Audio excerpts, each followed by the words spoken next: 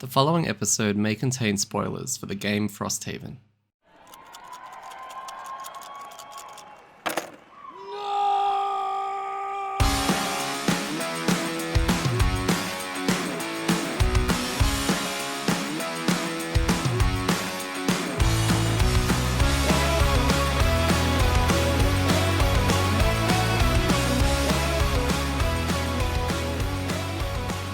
Welcome to episode 20 of our board game podcast, A Master's Degree in Rolling Terribly. This is a very special episode of AmDirt because not only have we reached 20 episodes of this thing, and the fact that we have wonderful listeners who've stuck with us through all our teething and technical difficulties and Gaz's terrible jokes, but it's also the episode where we get a chance to introduce a key member of our playgroup, a man who gives us plenty to talk about week in, week out, a man whose famous moments in AmDirt history consist of, not this turn, next turn. Hurry guys, we need to open the door. Wait, just a sec, I need to go invis and sit in the doorway. Are you moving to the big pile of loot tokens? Because I was about to go there. A man who can annihilate any demon army with a few swift hits, provided there are piles of poop in the immediate vicinity. Phil. Say hi, Phil. Hello. No, you gotta say hi, Phil. Do I have to? Yes. He was very specific about this. Fair enough. And unfortunately, we still have Gaz. Say hi, Gaz. Yeah. Hi, Gaz. Sorry, watch me drop the jokes and our viewers just plummet. That's absolutely plummet, all right? So we did actually get someone that wrote in and said Gaz doesn't suck, so thanks for your support. Yeah, make sure you send through and tell Detty that the jokes are good. Well, you can't prove that, actually. You can't prove that. I just told you that to make you feel better. Thanks. It's canon now. That Is it because you made your own email now and you send in your own fan mail? Hey, don't give away my secrets. So this is actually our first threesome, which is very exciting. We actually have three of us on the actual same recording channel. But this one's a little bit about Phil, his introduction to the podcast and introduction to his journey through Frosthaven with us and all the stuff he's had to put up with, especially behind the scenes, playing the episodes in his car and listening to the grief that we've been giving him. So it's kind of a chance for him to kind of defend himself and have his own voice because he hasn't really had that opportunity. But you know, we have live recordings of a lot of the funny stuff he says, and he's given us a lot of really key entertaining moments. So, Phil, we've only known each other for 18 months, right? But in that time, you've become quite a key part of my gaming life. Very briefly, can you give us a rundown of your introduction to the general gaming hobby and where it's gotten you till now? Well, I was always been a gamer. Even as a young kid, but I was living in the sticks in New Zealand, so I didn't have a people to play with, so it sort of didn't happen for me until I came to Australia and found a group of friends who were interested. And my first real experience of a game was similar to yours, actually. It was Dead of Winter. Oh, really? Yeah. So it was that was your starter. Yeah. It was the one that I thought it was just games were just games, but when they brought out this hidden betrayer thing, I went, oh, this is interesting. This changes everything, right? So then I looked into it, and then I went to BBG and found the most exciting game there was at the time. It was Gloomhaven. So I went out, bought that, and dragged my partner into it. So she's very happy about that. So you've actually got some experience in the Haven universe. Yes. We didn't last long. I think we only lasted about 20 scenarios before I wanted to try new stuff. Was it just the two of you? Just the two of us. Just played 2-player. So Gloomhaven was your second game ever? Oh, not second game ever. I played a few other things, but that was the big thing that I wanted to try out and get into the hobby big time. So after that, it was like I started looking at more sort of game mechanics and different kinds of stuff that's out there and what games can do nowadays, and which is very varied and That's crazy. I mean, some of us started with like laying tiles or building small decks or trading, and you're like, nah, full into the most immersive and popular dungeon crawler ever. Oh, that's right. and I was sold on it, right? Like the whole, like the Frosthaven mechanics is just marvelous with the whole card play. I thought this is just great. Board games has come a long way, and then obviously I found some other stuff that went, okay, it's not all that great, but there's still some shining examples out there. But yeah, it was definitely an eye opener.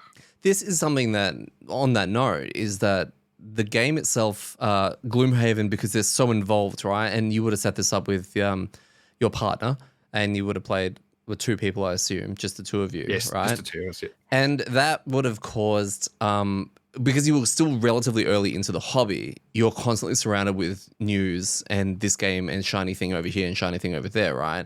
I got Gloomhaven once I was kind of had my foot in the door and I already started building up a collection, so it was harder for me to get distracted by that.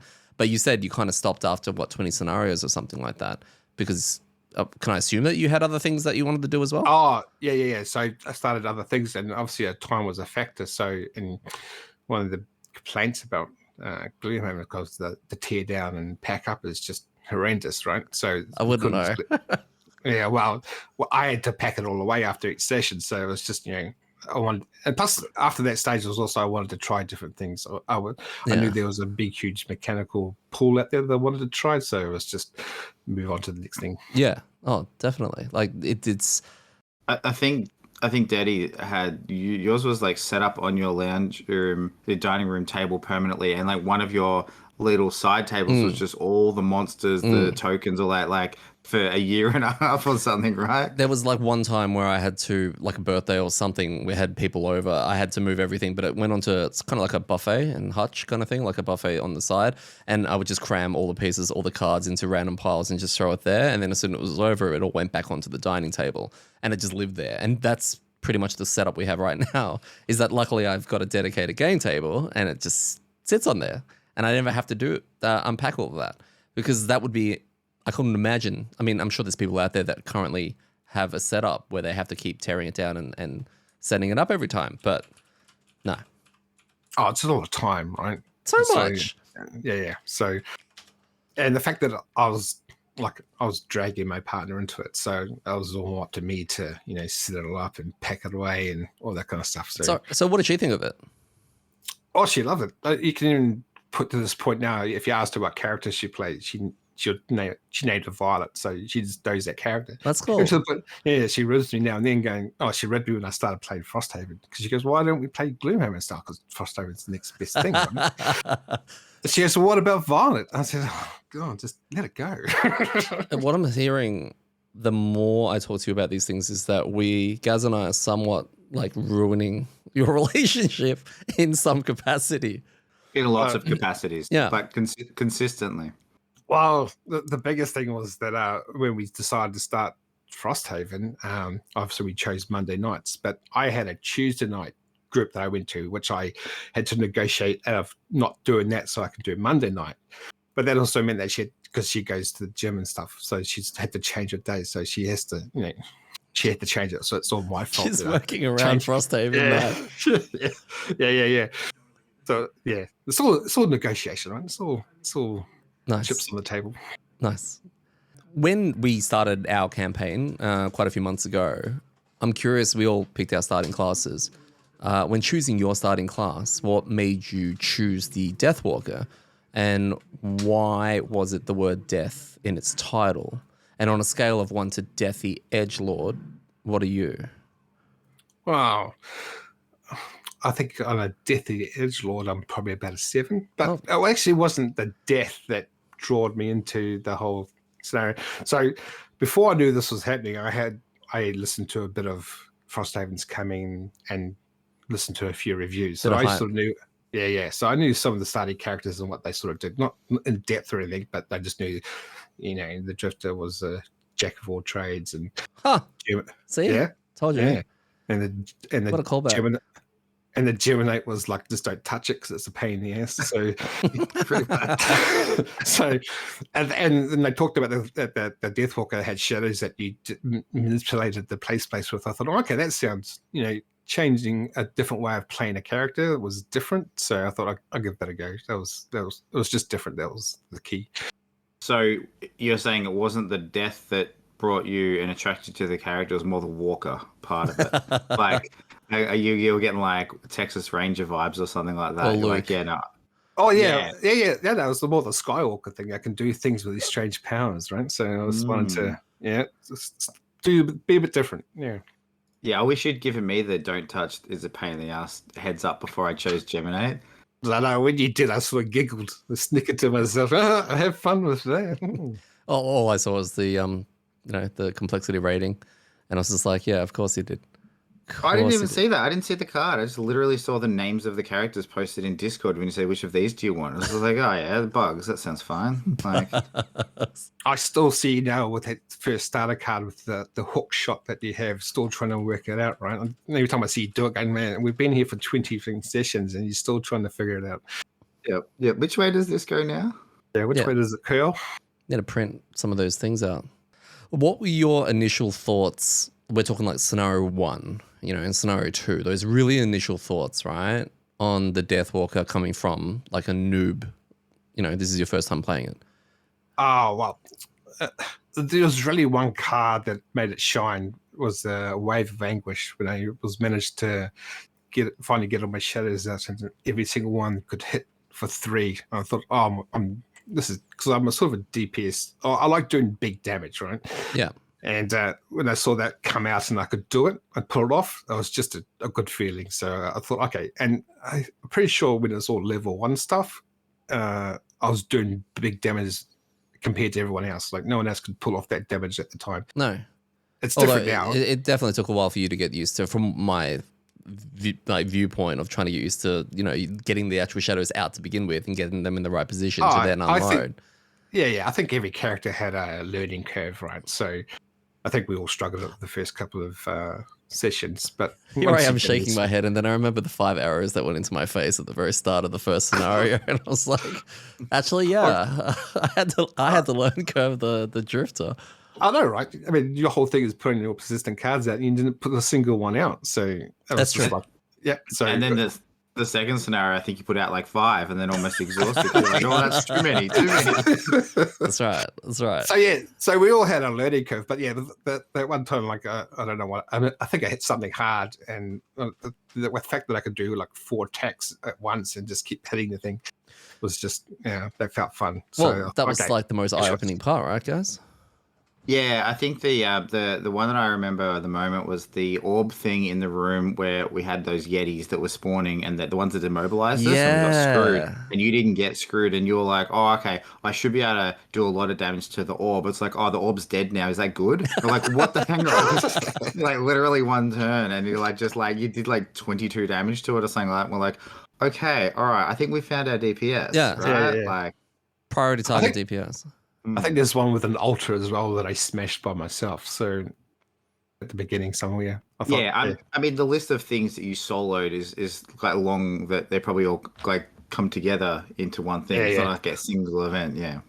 It does have its bad side though. The whole first 4 turns of a game is pretty much struggle town. So and getting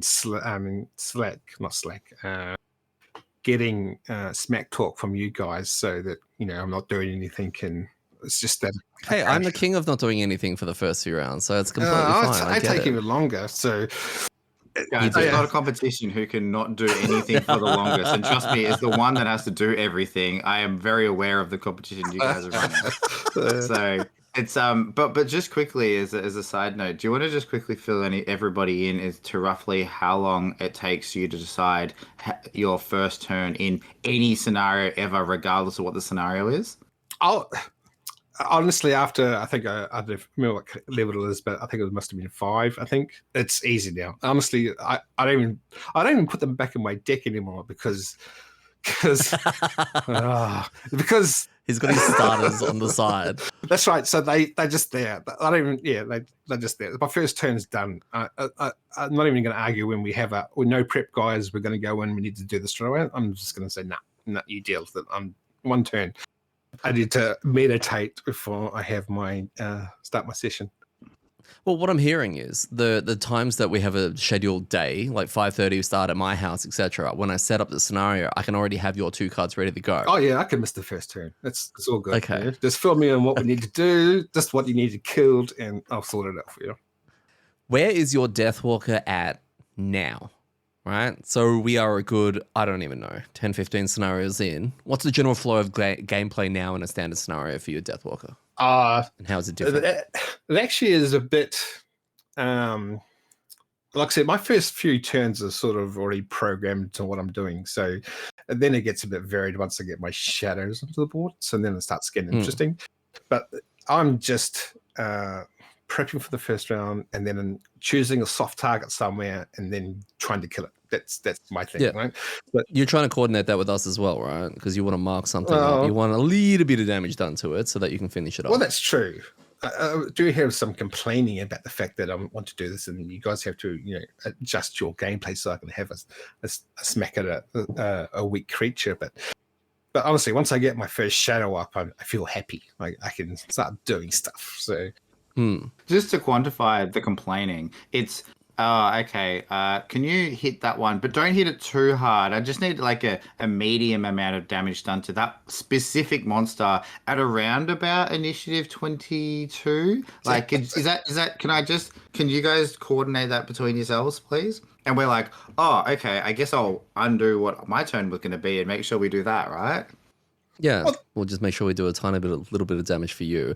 Also, you sabotage your own turns. Like, you're making it sound like we might sabotage yours by doing too much damage at the wrong initiative, but you are also the one that can never land a curse because you keep killing everything before you can even land a curse on something. It is. Maybe if you did a little bit of damage, you would curse something. I know. Probably one of the better things about this class is my modified deck is a bit good. I mean, after my perks and I've carved out some of the bad cards, it's quite nice knowing that whatever I put out as a hit it's going to be that plus something maybe. So it's interesting, but the whole curse thing has just been unlucky or lucky, depending on which way you want to talk about it. It's Yeah, I feel like it's really unlucky that you constantly just do ridiculous amounts of damage to everything and don't get to put curses in their deck. It's really one of the downsides of the Geminate is that, bonuses, of the Geminate is that I don't do much damage, so the status effects always land. Well, there you go. There's a positive for you. And Phil's deck's full of 2 times. Yeah, which he's amazing at pulling it. Yeah, I can't actually remember the last time I missed. Do we need to do a deck check to make sure it's in there? Oh yeah, I've checked it. I checked it at the beginning of everything to make sure there's no -1s from things like that. I go through and I check it. It's in there. I just I don't know. It defies mathematics or something like that. Probably give myself the commentator curse now and just miss from now on, right? That'll be cool. I wouldn't mind. How flexible would you say the Deathwalker is in terms of build and playstyle? Because I've seen you once try something different where you didn't play your thing that lets you tag stuff and you just sort of started with a shadow. Is there flexibility and variety in the way you can play it that you've seen? No. I think the flexibility is how you choose your cards as you level. So I try to do it without, like I said, the targeting, and I found like that my shadows weren't generating fast enough for me to use them, and then it was just a bit meh. So yeah. So the fact that what I've done when I've leveled up is I've chosen sort of like all the melee attacks that don't eat shadows, so they stay on the board. I don't have to worry about creating them as much. But that means that I'm not choosing range stuff. So I'm sort of. So are there more ranged options? You're just not using them? Heaps of stuff. There's heaps of range stuff. But they sort of like to make their range attacks better, sort of eat shadows and then do shot. Whereas melee attacks don't really use the shadows to their standard, so I can rotate the melee attacks as regular. I've noticed that a lot in the last few kind of levels, a couple of levels, that your ability now to do massive amounts of damage is a little bit more ramp, but when we have like a room with lots of like baddies, like the final room, you're able to like constantly just pour out damage for 2 or 3 turns, because once your shadows are out, you can get them to attack, you can do all these things, and then at the end you can suck them all up and do a big attack. Whereas earlier on, it felt like you were more chuck them out, suck them all up, do a big attack, and then that was it. But it kind of would end the scenario, so it didn't matter. I feel like you've got a bit more, like now they're out there, you just pump damage for 2 or 3 turns. Is that what it feels like now? Oh, yeah. I've got 3 cards now that have maximum shadows that they can constantly do 6 damage plus my modifier. So there's 3 big hits I could do.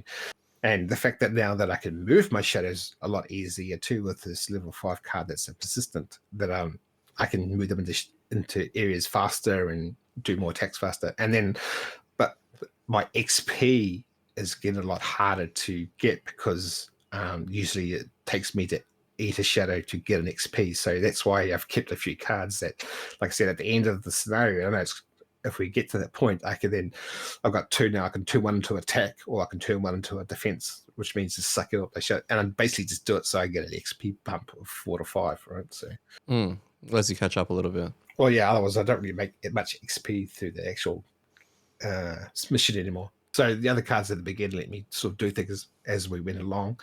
But now, since like I said, gone to melee, the weight of the fact that I can do more damage is that I don't actually get more XP now because I'm not using my shadows in a usable way. It's more of a persistent way. Yeah. Okay. Is there a trick to creatures with retaliate? Because that never ever seems to bother you. Also, on that same note, do you notice when something has retaliate when you're going in for a hit and you're on 1 health? It's one of the things I don't take notice of. I just see something that needs to die and just go for it. The fact that I've been lucky, you guys often point to me going, that had retaliate. I went, okay, cool, it's dead. So I don't care. It's dead. So it's got 7 health left. You're doing a +6. You're doing a 6 attack and it's got retaliate and you're on 1 health. And of course you pull either a +1 or a ×2. Yeah. Or something like that every time without fail. It is insane. There was that big tree that just hurt me hard. Right. I completely forgot about the retaliate. They hit it 3 times with my shadows. I went, the Raven's Roost scenario. The Raven's Roost scenario is a really good one because you blinked all the way to the tree to deal with it on like 2 health behind you. We couldn't catch up to even heal you. You had spawning, I think there were Shriek Fiends coming out of the tree, and you were dancing around this tree whilst trying to hit it without taking too much damage. Very, very memorable moment. Yeah, that was, I think that was me with a bit too much of a big head, right? Going, I'll take care of this. Follow, don't you even worry about it. And I get there and get smacked around. I went, okay, help? Well, I'm here by myself. That's not good.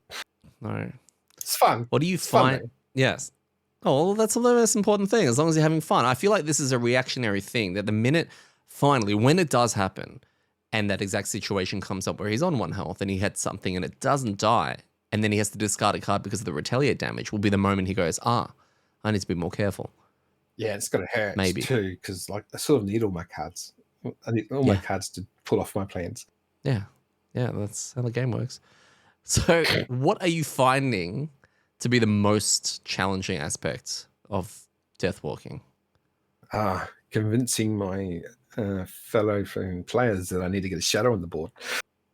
So you don't need to convince us. We know you do. It's just the awkward timing of, we've planned how we're doing a turn or anything like that. I feel like it should be like a thing that we do first in any scenario is make sure the Shadow Walker gets his shadow, then he'll just leave us alone and do his thing, right? So we do. We've done such a good job of it for so long that you've created this situation where if we don't do it even more, then you're like, they're barely even helping. It's like, I only helped you get 1 or 2 shadows. But I also need you to help me do this. Like, I feel like we're not being appreciated for the support we're providing you.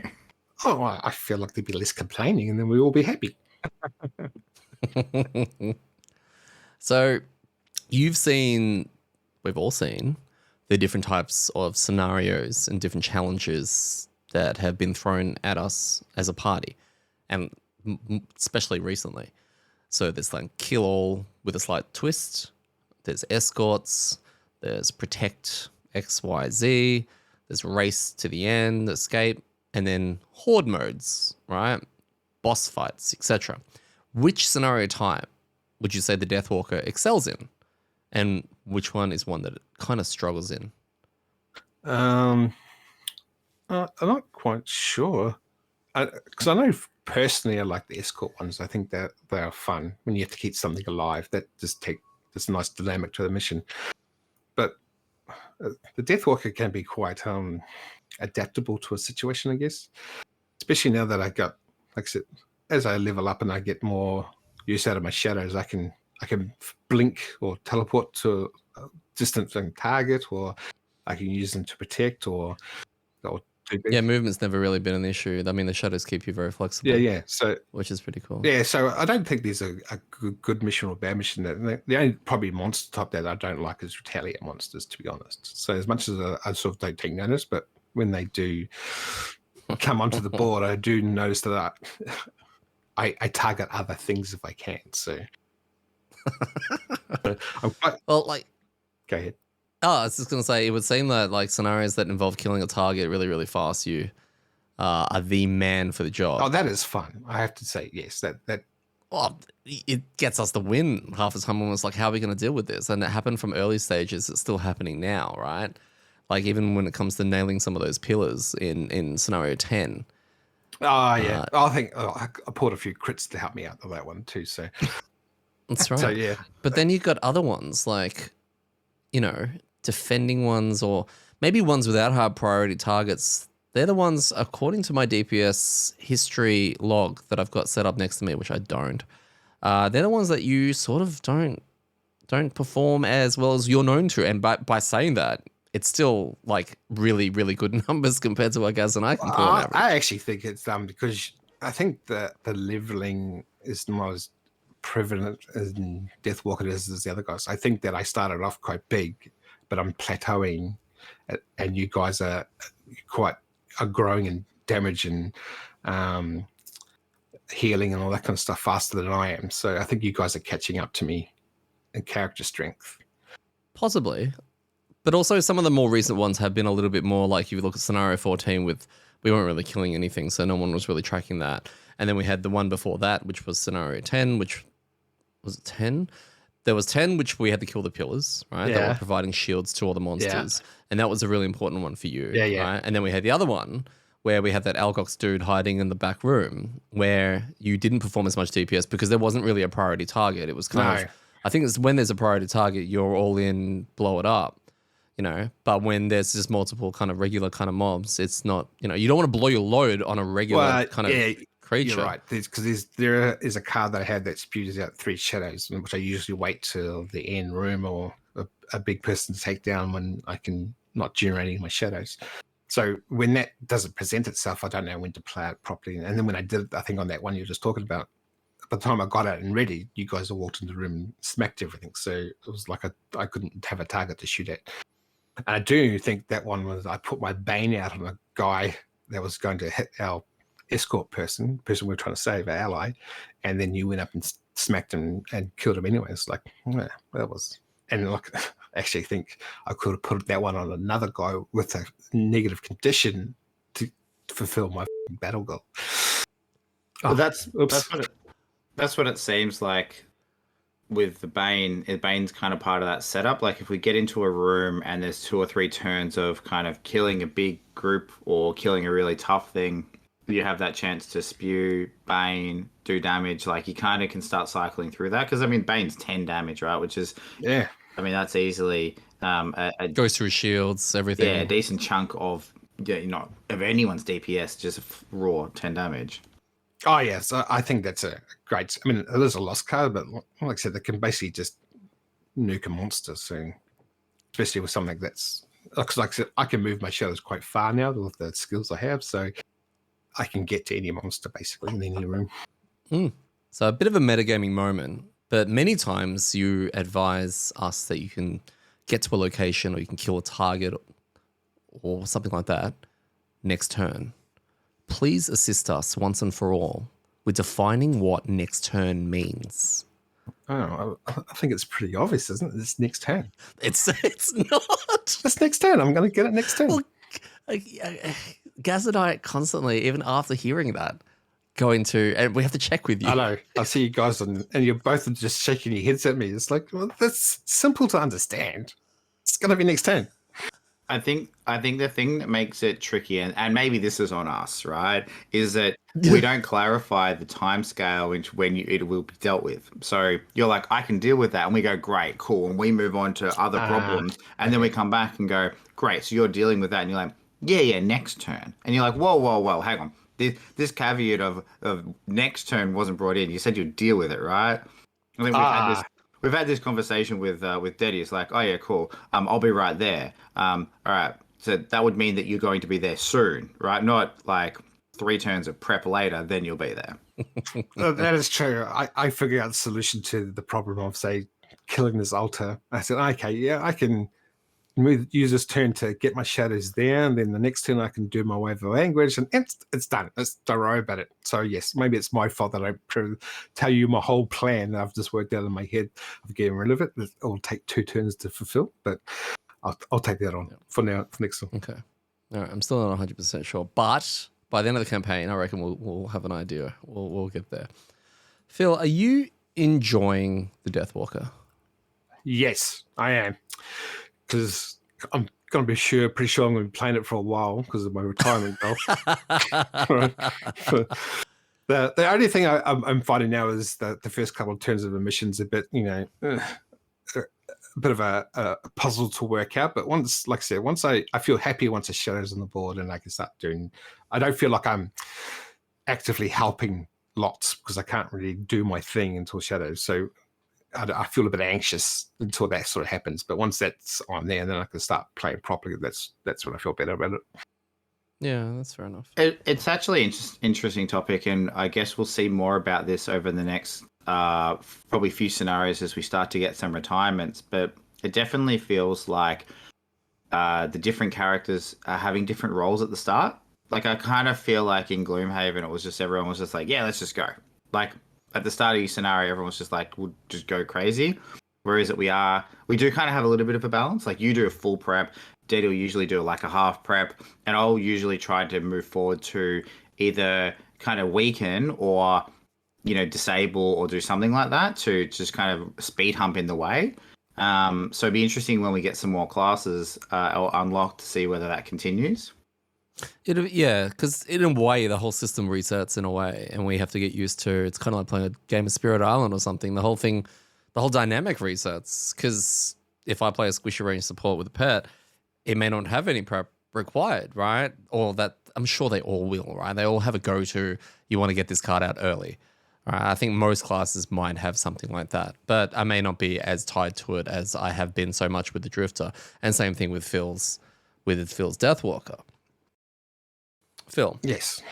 You would have heard the previous chats about myself and also with Gaz and over previous episodes discussing, ideal archetypes of what a character we would be looking to play next to mix things up a little bit, right? Can you describe for us your ideal class type for your next character?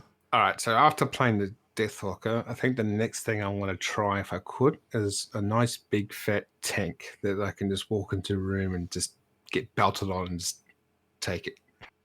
Yeah, okay. Yeah. You want to go tank? Just pure utter tank with a nice big bash that I can deal back out. We've seen you tank. We've seen, I think you just stand on shadows and everything gets disadvantaged, right? Isn't that tanking? That's just getting missed. So I prefer just to have some shields. And you want to take damage is what I'm hearing. Yeah.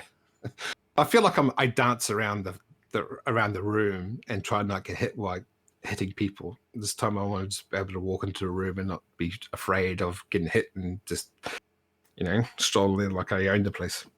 Yeah. No, I love that. Is there a class that you would absolutely hate the idea of playing? Yeah, a squishy support with a pet. Right. So I'm ready for the emails to come through for Phil should pick Snowflake. Yeah, race to the Snowflake. That's what I'm hearing. Hey, for all you know, it could be probably played as a tank. Just no one's tried it because it's probably terrible. So yeah, I think that'll be fun. Yeah. Out of the current classes, like if you I told you right now, like Deathwalker's dead. I need you to pick up one of the other classes, Drifter, Geminate, as it is, Drifter, Geminate, or Bone Shaper. Is there one that you would pick? I have what we've got unlocked now, as in the game. Yeah. If I had to choose something now out of the ones, I'll probably, knowing that there's probably not much of a tank out there, I'll probably just go the Trap Axe. That might be interesting. Okay. Yeah. I guess that sounds like, I believe that would sound like a really interesting class. Well, I guess what I'm saying is, out of the characters that we're currently playing, who would you not want to play the most, and why is it Geminate? Yeah, it is a Geminate, because that's just so annoying. Just the whole complaints of, I need to change my form. Oh, that monster's not 4 to 5 away from me. Always, I'm getting hit and they're retaliating. And these monsters are retaliating, and oh my god, it just sounds like a pain in the ass. Take that, Gaz. But you're doing a good job, yes. Well done. Yeah, noted. Yeah, appreciate that. Yeah. So next time when you're like, can you do a medium amount of damage to this thing at an early-ish kind of initiative? I'll be like, nah. Sorry, I got all these complaints I gotta get through first. Sorry, like it's not 4 to 5, and I don't understand what form I'm in. To be fair, though, Gaz can't really hit it that hard to kill it, so you should be okay. Yeah, and like when my modifier deck kind of rolls out, we've seen this in comparison where, like, you know, because we kind of play the cards out and they kind of just lay out on the board. You got these, look at Phil's and it's just green, like all green, and then it'll end in a purple. And where you look at mine, it's like this rainbow, right? It goes like red, grey, weird modifier cards, a different type of crit, back to a miss. Like it's just all over the place. Yeah, you guys, it makes me smile when I go to do my deck because I just know that it's going to be a nice card, right? Apart from the miss, which I don't see anyway. So it's just, I look at your guys and go, that'd be gross. Yeah, I mean, that's completely fair. If you saw how much I missed, although I haven't been missing lately, I've turned my game around. Because I touched your deck.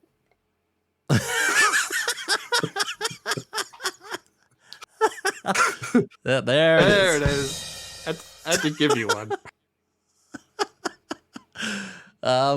So someone did ask us, we have a Deathwalker out there, they did ask us, what card did you decide to go with at level 6 and why? Oh, okay. I think because I stayed on the theme of not picking range. I think one of the cards had a ranged attack on it. So I went the other side, which I think was the pit, and more importantly, the teleport. So I have a teleport card at the beginning, but this one was a better teleport. It let me move my shadow. So whenever I get a card that lets me move a shadow, it's always a good thing. It let me teleport to that shadow, and then it let me do an attack. So it was just all good points. So yeah, I used that card, level 6 card, to change up my other teleport card. So it was an easy choice because I had a replacement ready to go. Are you finding with your cards, because they're probably a bit more streamlined than mine, but you're able to now at this level start replacing cards? So like you're taking like a level 6 card, and instead of it being like, oh, how do I cram this in somewhere? You're like, oh, well, this is just an upgrade for a card I've already got. No. I think this level 6 was the first one I had it was a replacement. All the other ones have been different and unique and stuff. So I've had to make a choice to get rid of something. So so this was the only replacement. That was an easy choice. The rest of them are quite hard choices. So yeah, that's why I don't really change my deck every time we play. I just stick to what I've molded basically and just go with it. Cool. I've got a pretty potentially controversial question. If you had to, and I'm not even making it if you had to, you have to now play through every scenario that you've already played through as 2-player with either Gaz's Geminate or my Drifter. Who are you picking? Oh, sorry, Gaz. Not you. Yes! You're just too muddled me and wounded me so many times that it's just not nice. That's true. Look, let's be fair. If I had to pick 2 characters to play through 2 players, I'd choose the Drifter and the Deathwalker too. So don't worry about that. No offense. I wouldn't choose myself. I wouldn't choose the Geminate. Wow. All right. We're going to need a Geminate chat part 2 coming up soon. Tell us where it hurt you. Oh, it'll be fine once we have the Bone Shaper back in, I think. And I think this will come into play as well when you get to your squishy support with a pet. It's going to make it a lot better when we have 4 players, because you can have niche side kind of characters and stuff to support. Whereas the less player count you have, the harder it is to have those characters that just don't do straightforward stuff. Mm. And I mean, it is kind of like the small amount of hoops it appears that Phil has to jump through. Like at the end of the day, you know, multiple times we've been like, okay, we have a problem here, Phil. Like, can you solve this problem for us? We need to kill these things really quickly. And you're like, yeah. And like almost always you've come through. Like there's been some pretty Next turn. hairy one. Yeah, if it's not straight away, like you can't do it right now. It's like, yeah, okay, well, hang on. Like I'm not, not a miracle worker. I've got to have a few turns to stand around not doing anything. But in all seriousness, you have done that, like, right? So you have a really clear role in that current party. It's like, you need to kill stuff real quick, right? Ish in a turn. That Phil's your guy. And I think, yeah. Without Phil, a lot of these scenarios, I'm not too sure how it would have come a lot more close down to the wire, because we probably wouldn't have had the burst that he's got, right? Positioning and burst almost. Yeah. And then scenario 14, like did we had? Well, did you say we MVP, had, right? We had a didn't we have someone write in who was like, yeah, I'm going to give it a crack. We have no invis. Yeah, someone's they've listened to the episode and they were saying that they are dreading it because they don't have an invis. Yeah, please don't do that. Like, why would you do that to yourself? That's terrible. Like, go back and get some invis and then come back to the scenario. No. I'm almost certain like it's definitely doable after your 5th or 6th attempt and RNG. I want to hear, people who have actually done all this. And actually what they did they do what I think you meant to do, which is find a way to snipe those herders, in the corner and deal with those while playing the I will survive as long as I can with every trick under the book and then discard. Oh, we won. Just, has to be doable, right? Without invis. I mean, we were pretty booked on that mission, right? We were like still at the 4 turns to survive and you guys are out the next turn. I took 82 damage. Yeah, that was only halfway through the mission. So you still had, 4 more rounds of getting hit. So yeah, that was a mean one, that one. So, but again, like complete opposite reason you managed to pull through because you had that invis, right? Like that one had nothing to do with doing heaps of damage and everything to do with sitting next to the objective invisible for 4 turns. Yeah. So I do like the fact that I have a few tools that other people don't, like a teleport and an invis. So But to be fair, invis has been fairly useless up until that point. Hey, there was one point where he was really good at getting in the door, and we have a soundbite of that, don't we? Yeah, I secured that door quite well. When we were talking just quickly on some of the scenarios that we did, there was an earlier one that we did. I can't remember if it was 7 or which one it was, but it was one of the ones where we first met the Shriek Fiends, right? And there were the 2 bridges. Oh, yeah. And we were separated. Yes. Right. I had Bone Shaper, you had each other. I want more of that. Oh, I want more starting separate scenarios. We were team awesome. Like we cleared our room in like a turn or 2. No. I want a chance to redeem myself. I really I want a chance to redeem myself because we had a bit of a slow burn on ours, and I think that there needs like hopefully Isaac's thrown more of those in this campaign so that we can, or even one. Honestly, it's like RPG computer game style. All 4 of us are in a different room. Oh, that'd be awesome. That would be fun. No, that sounds terrible. Nah. Yeah, for you. Yeah. Maybe. I mean, and so Phil, just to make sure you do remember, like we were a pretty good team in that time, and I'm pretty sure the Drip and the Bone Shaper were like, "Quick, help us! We need help killing our 2 monsters." That was hilarious that we killed it and looked at the other corridor, and I don't think they were even like close to the monsters or anything, right? They were still prepping. We're done, dusted, and we're ready to go. Pretty sure I was too busy cracking the sads. Yeah, you were initiating sad mode and getting ready for it to continue through. What a bad scenario. We'll repeat though. I'm ready. We have to go back and get all the chests anyway. Scenario 14. No, not a chance. That chest is done. Dead. I don't care. It would be interesting going back to these lower levels as our buffed up, level 6, 7 characters. Yeah, but they're scaled. They get scaled though. Unless we literally, like I've heard of some people going back and actually completing their masteries, and they've gone back to scenario 0 or something like that and put it down to like difficulty 1 to complete their masteries. So I still don't know how I'm going to complete one of my masteries. I just have. That's a good point. Can you remind us what that is? Because you did tell us a long time ago, and I'm curious if anyone's actually done that on the Deathwalker. Yeah, I know one of them is I have to either use or create a shadow each turn.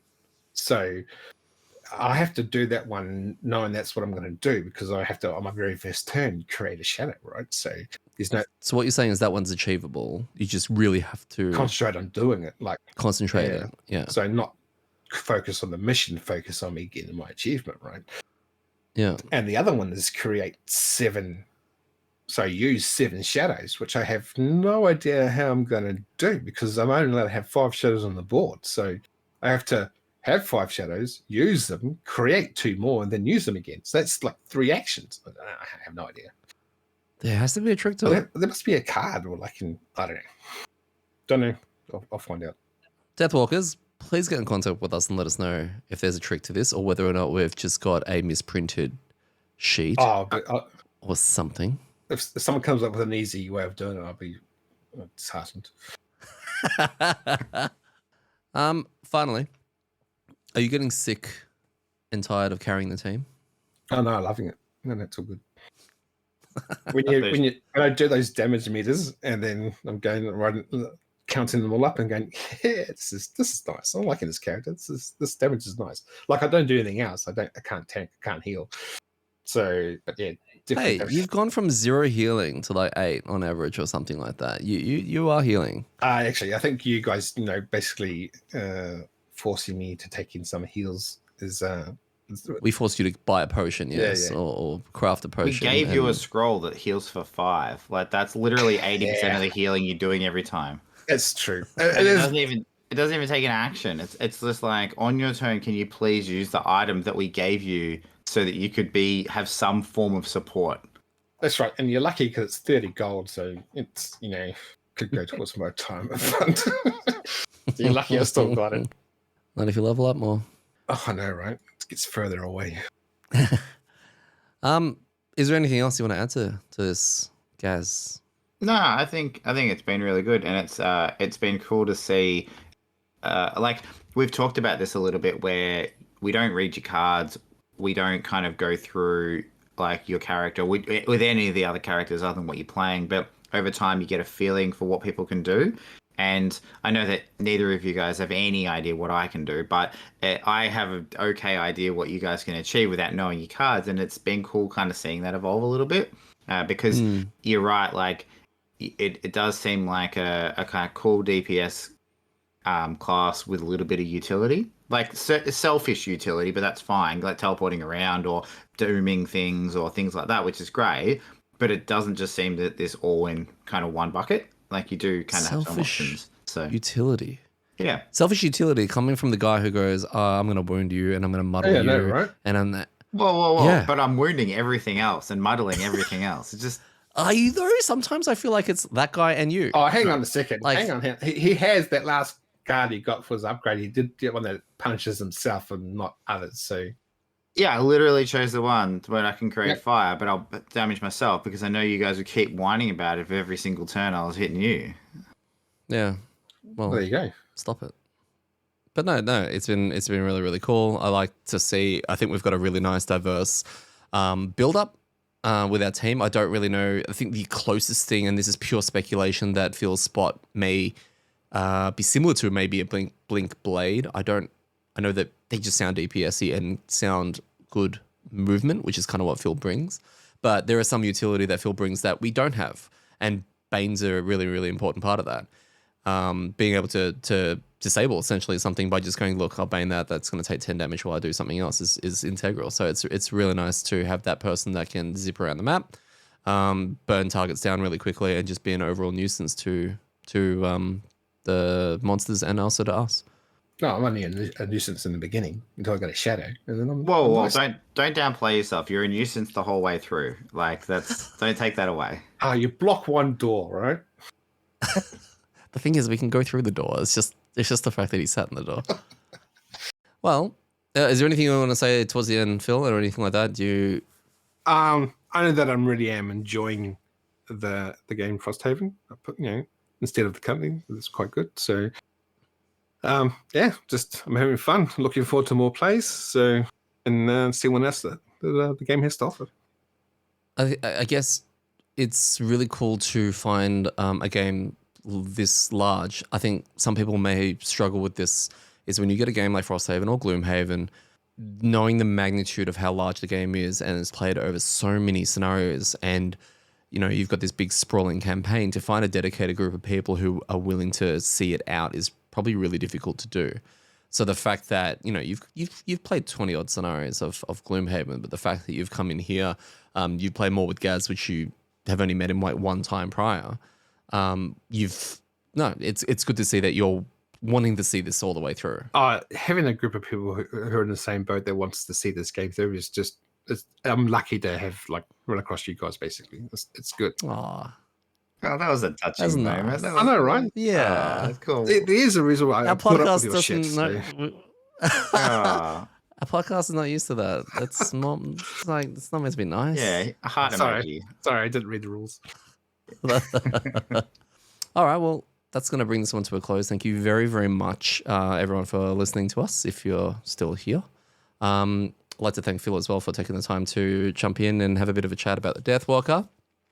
Until next week, we've got our session starting again on Monday. So we're going to go through another 4-person scenario. 4-person scenario, back on track and back to our regular recording and playing schedule. So we'll see you all next week. I've been Detty. I've been joined by Gaz, and I've also been joined by Phil. Do I say goodbye now? Okay, goodbye. Thanks for having me. When it comes to rolling terribly. So when it comes to rolling terribly, let Detty touch your modifier deck.